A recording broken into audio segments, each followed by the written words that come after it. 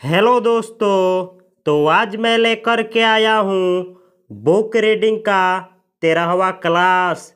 इस वीडियो में आप लोग सीखेंगे कि कैसे अपने गांव के बारे में कुछ बातें इंग्लिश में कही जाए। तो चलिए शुरू करते हैं आज की क्लास का।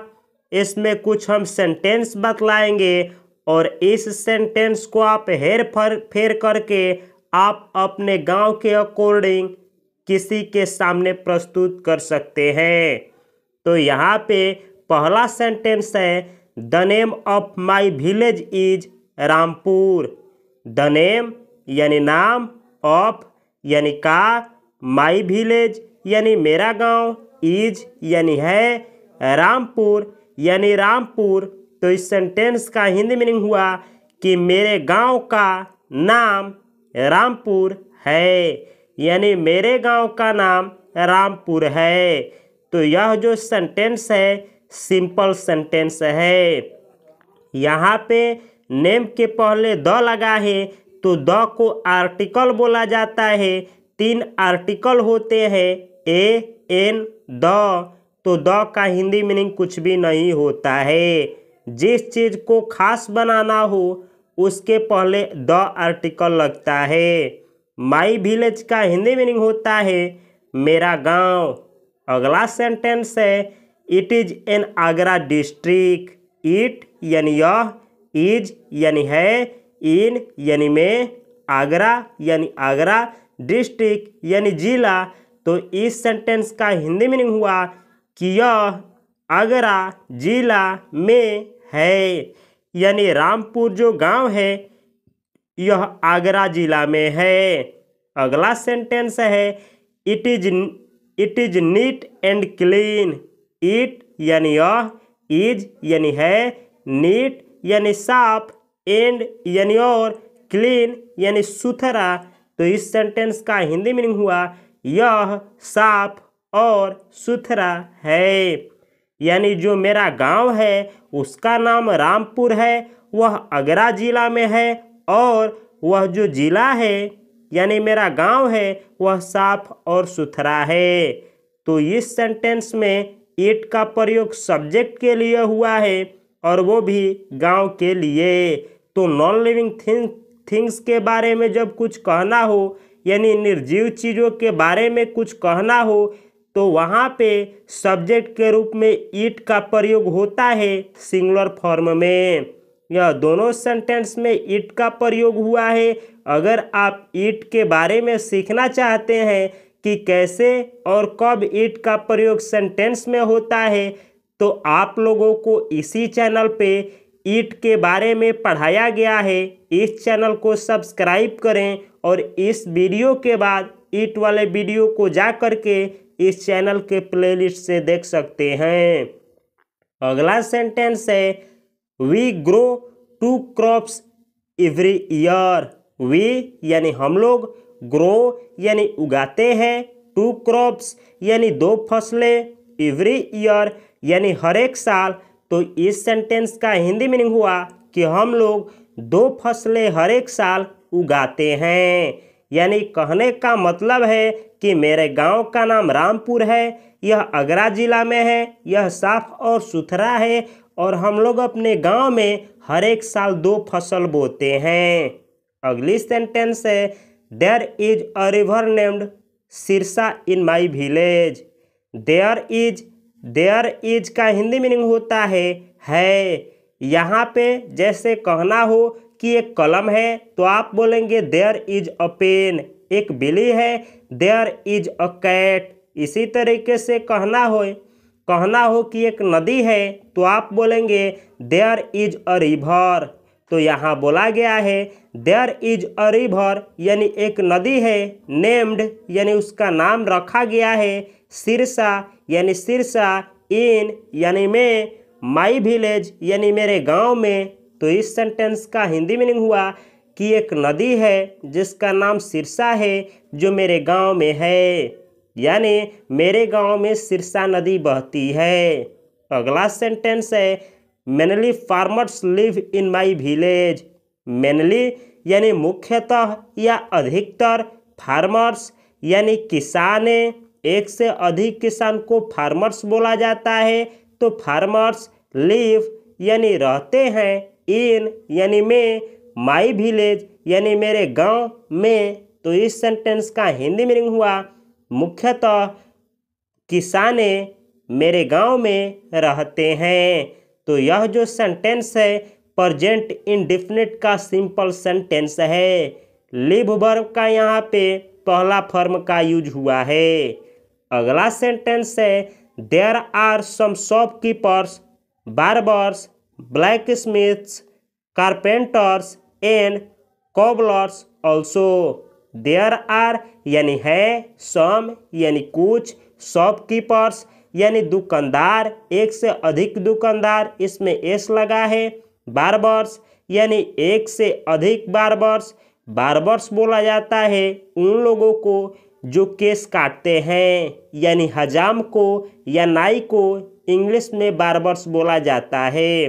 ब्लैक स्मिथ का हिंदी मीनिंग होता है लुहार। वह आदमी जो लोहे को पीटता है, लोहे को पीट करके कोई हथियार बनाता है, उसको ब्लैक स्मिथ्स बोला जाता है। कारपेंटर्स यानी बढ़ई को कारपेंटर्स बोला जाता है। एंड कोबलर्स यानी जो मोची होते हैं, जो जूता सीते हैं, उन लोगों को कोबलर्स बोला जाता है। ऑल्सो यानी भी। तो इस सेंटेंस का हिंदी मीनिंग हुआ देयर आर यानी हैं, सम यानी कुछ हैं, शॉपकीपर्स बढ़ई, लोहार, कारपेंटर और मोची भी। यानी कहने का मतलब है कि मेरे गांव में अधिकतर फार्मर्स तो रहते ही हैं, इसके सिवा भी कोबलर यानी मोची, बढ़ई, लोहार और ये केस काटने वाले हजाम और दुकानदार रहते हैं। यह जो सेंटेंस है प्रेजेंट इंडेफिनिट टेंस का सिंपल सेंटेंस है। अगर आप सीखना चाहते हैं कि देयर का प्रयोग कब, कैसे, किस तरीके से किया जाता है, तो इसके ऊपर भी मैं एक सीरीज बनाया हूँ, जिस सीरीज को आप लोग इस चैनल को सब्सक्राइब करके इस चैनल के प्लेलिस्ट से जा करके देख सकते हैं। अगला सेंटेंस है the houses in my village are made of brick. The houses यानी घरे, एक से अधिक घरे, इन यानी में, माई विलेज यानी मेरे गांव में, आर मेड यानी बनाए जाते हैं, ऑफ ब्रिक यानी ईंट से, ब्रिक यानी ईंट। तो इस सेंटेंस का हिंदी मीनिंग हुआ कि घरों, मेरे गांव में घरे ईंट से बनाए जाते हैं। तो यह जो सेंटेंस है प्रेजेंट इंडेफिनिट टेंस का सेंटेंस है। यह प्रेजेंट इंडेफिनिट टेंस का पैसिव वॉइस का सेंटेंस है। यह मेक वर्ब का तीसरा फॉर्म का यूज किया गया है। तो अगर आप लोग सीखना चाहते हैं, वह सारी वर्ब को सीखना चाहते हैं जिसको सीख करके आप इंग्लिश बोलना आसानी से सीख जाएं, तो इसके ऊपर 101 वीडियो का एक वर्ब का सीरीज है, जिसमें मैं मेक वर्ब, ये इज, आर, एम, एक जो वर्ब जिनका बहुत यूज होता है, इस सीरीज में मैं शामिल किया हूँ। यह एक ऐसा वर्ब का सीरीज है जैसा सीरीज अभी तक आज तक किसी ने यूट्यूब पे नहीं बनाया है।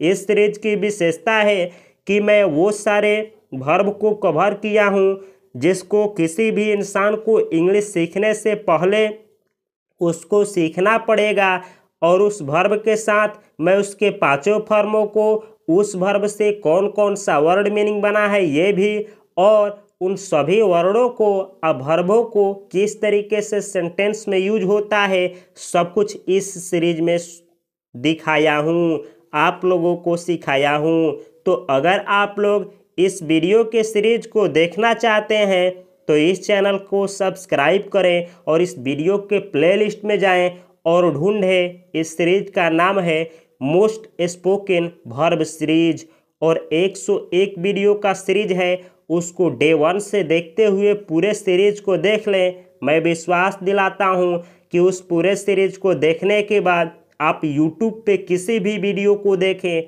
आपको पूरी गारंटी मैं दे सकता हूँ कि वैसा यूट्यूब पे आप लोगों को कहीं भी वीडियो नहीं मिलेगा, और उस वीडियो से जो इंग्लिश का लेसन मिलेगा वो आप पे करके भी कहीं पे नहीं सीख पाएंगे।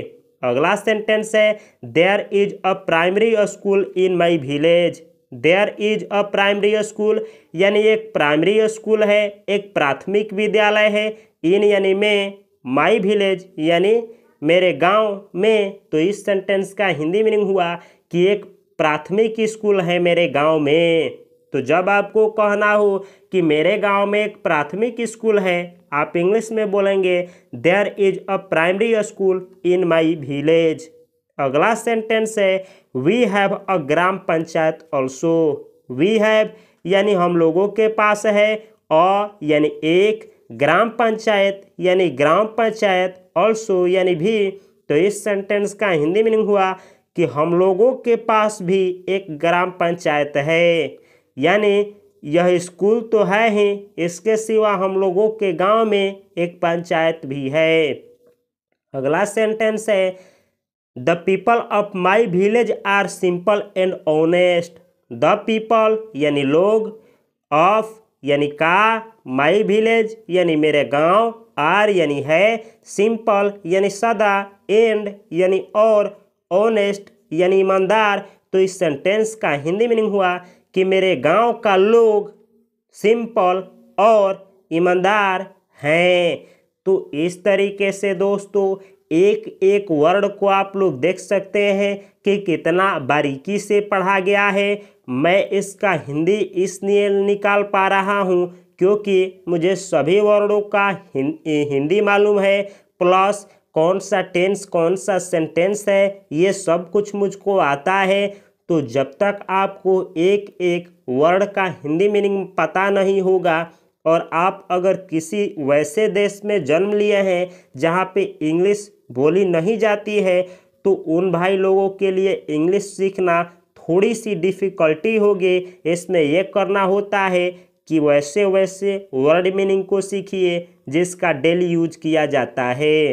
तो चलिए इसमें से कुछ ऐसे वर्ड मीनिंग आपको बतलाता हूँ जो आपको याद करना है, ताकि जब भी आप इंग्लिश आगे सीखें या ना भी सीखें तो वो वर्ड मीनिंग आपकी ज़िंदगी में आने वाला है। जैसे पास, पास का हिंदी मीनिंग होता है गुजरना। थ्रू यानी से होकर, यानी किसी चीज़ से होकर। मेनली यानी मुख्यतः। कोबलर यानी मोची। ब्लैक स्मिथ यानी लोहार। ब्रिक यानी ईंट, जो घर के ईंट होते हैं उनको ब्रिक बोला जाता है। बार्बर यानी नाई, यानी वह व्यक्ति जो केस काटे, जिसको हजाम भी बोला जाता है, तो बार्बर को नाई या हजाम बोला जाता है। चलिए 2 मिनट अब मुझको दीजिए दोस्तों, मैं इसको पढ़ करके दिखला रहा हूँ कि आप लोगों को किस तरीके से इंग्लिश पढ़ने का प्रयास करना है।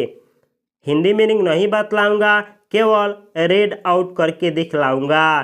तो ध्यान से आप देखें कि किस शब्द को और कैसे रुक करके और कहाँ पे लगातार बोला जाता है। My English, the name of my village is Rampur. It is an Agra district.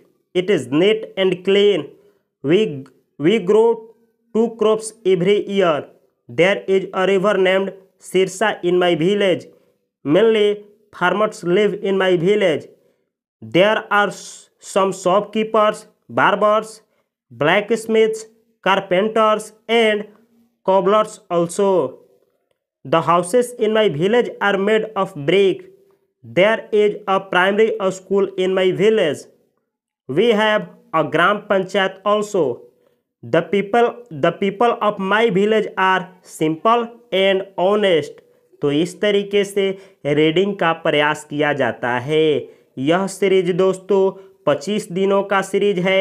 इसमें मैं उन लोगों को इंग्लिश सिखाने का प्रयास कर रहा हूँ जिन लोगों को इंग्लिश का कुछ भी वर्ड मीनिंग याद नहीं है, जिनको इंग्लिश का एक भी सेंटेंस पढ़ करके उसका हिंदी मीनिंग निकालना नहीं आता है, या जिन लोगों को ग्रामर में कुछ भी नहीं आता है, तो उन लोगों के लिए इस 25 दिन के सीरीज को बनाया गया है। अगर आप डायरेक्ट इस वीडियो पे आए थे तो मेरा रिक्वेस्ट है कि इस सीरीज को डे 1, डे 2, डे 3 करते हुए पूरे 25 दिनों तक देखिए और इस चैनल को सब्सक्राइब करिए, क्योंकि मैं इसी चैनल पे जो भी ग्रामर है, ग्रामर को सीरीज बाय सीरीज करके लेकर के आऊँगा। टेंस हुआ, passive voice, narration, adjective, part of speech, सब कुछ आपको डे 1, डे 2 करते हुए सीरीज बाय सीरीज मिलेगा।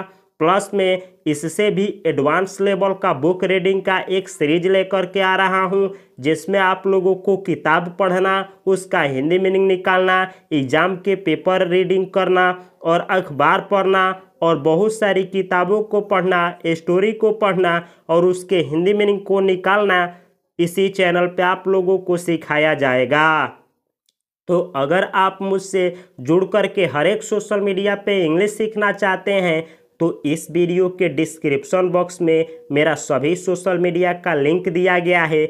आप मुझसे हर एक जगह पे जुड़ सकते हैं। अगर कुछ पूछना है तो खासकर मुझसे व्हाट्सएप पे जुड़े। जो आप व्हाट्सएप पे मुझसे पूछेंगे मैं प्रयास करूँगा कि आपके क्वेश्चन को आंसर दूँ। तो मिलता हूँ मैं अगली क्लास में दोस्तों, जिसमें आप लोग सीखेंगे माई टाउन, यानी आप किसी शहर में रहते हैं तो उस शहर के बारे में कैसे इंग्लिश में कुछ बोलेंगे, वो कल की वीडियो में होने वाला है। तो आज की वीडियो से अगर आप लोगों को कुछ सीखने को मिला है तो कम से कम इस वीडियो को एक ग्रुप में अवश्य शेयर करें। अगर इतनी भी सक्षम नहीं है आप तो इसको अपने दोस्तों के पास शेयर करें। अगर इतना भी नहीं हो सकता है आपसे तो इस वीडियो को अवश्य लाइक करें। इतना भी नहीं हो सकता है आपसे तो एक कमेंट इस वीडियो के लिए अवश्य करें। अगर इतना भी नहीं कर सकते हैं तो थैंक यू सो मच। आपको और आपकी परिवार को मेरी तरफ से हार्दिक शुभकामनाएं।